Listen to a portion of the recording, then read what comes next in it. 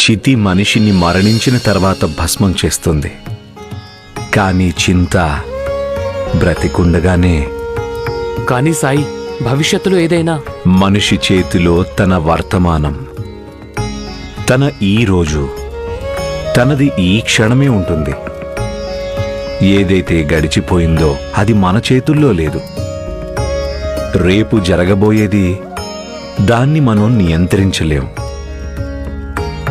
నీ వర్తమానాన్ని ఎంత ఉపయుక్తంగా మార్చుకోగలవో, ఎంత జాగ్రత్త పడగలవో, అదే జీవితానికి సార్థకత.